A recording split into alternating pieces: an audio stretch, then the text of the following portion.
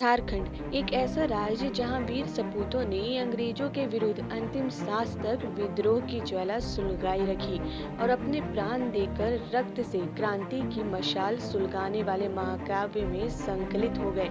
और इन आदिवासी शहीदों का वर्णन बहुत ही संघर्ष से भरा हुआ है, लेकिन हम उन सबका सम्मान करते हुए कुछ महान आत्माओं का वर्णन करेंगे जिनकी बलिदान हमारे झारखंड को गर्व महसूस कराता है।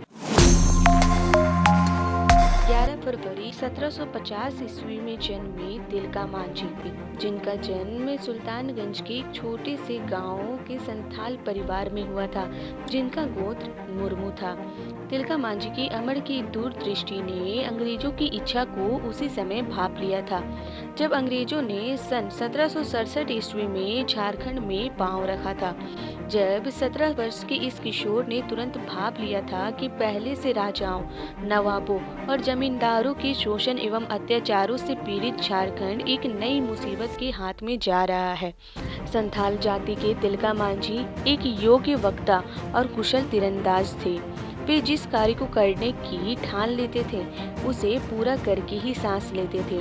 उनका जन्म स्वतंत्र वातावरण में हुआ था, इसलिए उन्हें स्वतंत्रता अत्यंत प्रिय थी। जब अंग्रेजों की दमन झारखंड की भूमि पर पड़े, तभी से उन्होंने देश में चल रही अंग्रेजों की कारी शोषण व्यवस्था और फूट डालो राज करो की सूचना लोगों तक पहुंचाकर उन्हें संगठित करना शुरू कर दिया।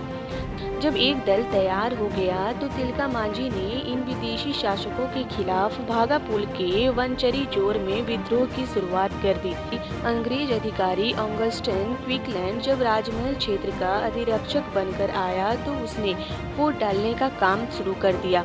उसने 9 महीने के अंदर 40 पहाड़ी गांवों के सरदारों को अपने झांसे में लेकर उन्हें सभी प्रकार की करों से मुक्त कर दिया। तिलका मांझी ने इस पक्षपात को अपने हक में प्रयोग करके लोगों में विश्वास जगाया, क्योंकि अन्य जनजातियों को तो कर देना ही पड़ता था। जब केवल संथाल ही नहीं बल्कि अन्य जनजाति के लोग भी तिलका मांझी के साथ आकर खड़े हुए और 1784 में भोपाल पर आक्रमण किया। इस संगठन की सक्रियता और तिलका मांझी की लोकप्रियता ने अंग्रेज अधिकारियों को चिंतित कर दिया। क्विकलैंड ने एक सचल दल की सहायता से तिलका मांझी को पकड़ने का अभियान भी चलाया। एक दिन मौका देकर तिलका मांझी ने क्विकलैंड को अपने तीर का लक्ष्य बनाकर मार डाला।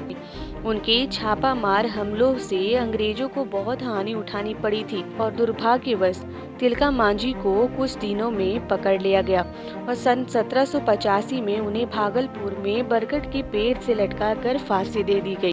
और इस तरह तिलका मांझी ने झारखंड के पहले ऐसे शहीद होने का गौरव पाया जिसने अंग्रेज सरकार का विरोध करके फांसी पाई।